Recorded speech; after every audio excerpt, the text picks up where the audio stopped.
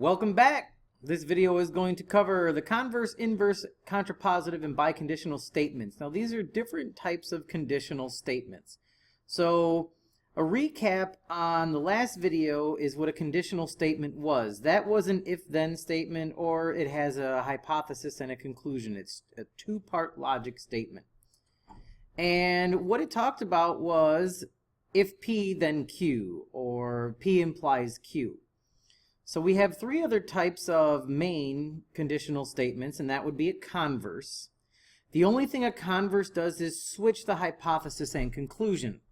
And if your converse is actually a true statement, then it creates a biconditional. We have an inverse which just nots them. So when you say this little squiggle, not P, is what it means. So the little squiggle represents not, or the negative or negating. So if I were to say it is raining outside, to negate it we would say it is not raining. Or if we said we do not have school, negating a not would be we do have school. Okay? And then of course the contrapositive is when you switch the hypothesis and conclusion and not them or negate them. Okay? So again, just like the last video, a lot of times it's easier to just show you how these examples work. So we're going to write the converse, inverse, and contrapositive and state if it's true or false for each of them. So if it is Labor Day, then we have a day off.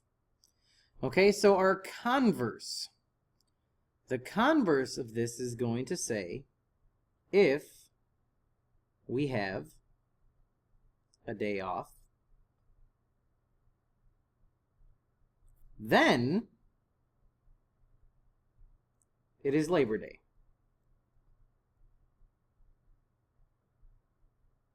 Okay, so let's talk about these first two.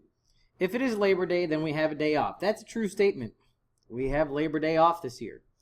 Now let's talk about the converse. If we have a day off, then it is Labor Day. True or false? That would be false. And then to give a counter example, all you have to do is list any other holiday that we have off. One of them that comes to mind is Thanksgiving. So Thanksgiving gives us a day off. Any Saturday or Sunday gives us a day off. So in terms of school, Labor Day is not the only day we get off. So that's why that is a false statement. Okay? Let's talk about the inverse. The inverse is where we keep the hypothesis and conclusion the same. It's just we negate them. So if it is not Labor Day, then we do not have a day off. And again, this would be false for the same reason. I mean, if it's not Labor Day, it could be Thanksgiving. And if it was Thanksgiving, which is not Labor Day, we still have a day off. So again, most of the time, if you have a converse that's false, the inverse will also be false. Last example is a contrapositive. A contrapositive means we negate and switch. So if we do not have a day off, then it is not Labor Day. And again, this guy is going to be true. The reason it's true is because if we don't have a day off, then it can't be Labor Day.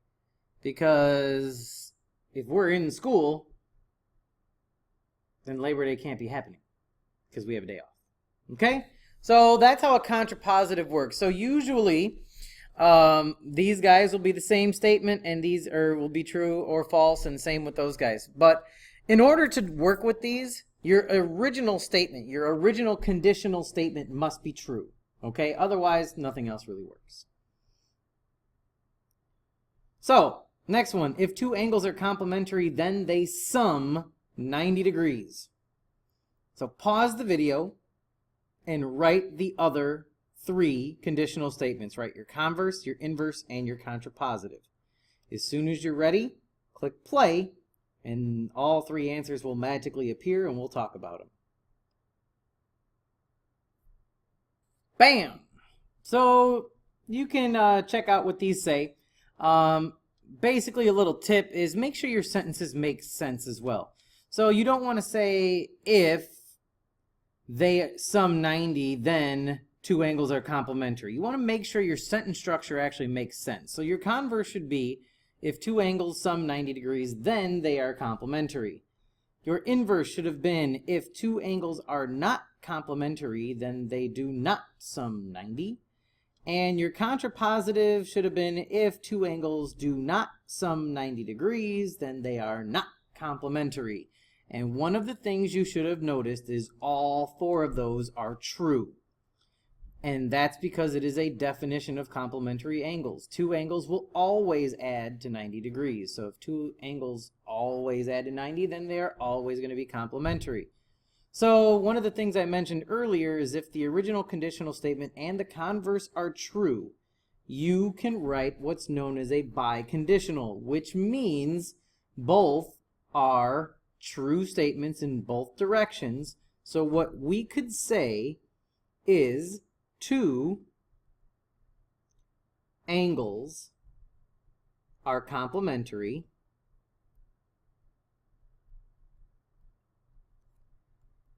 if and only if they sum 90 degrees. Okay, so what makes it a biconditional is this part right here, if and only if. And you could even say it the other way around. You can say if angles sum 90 degrees if and only if they are complementary.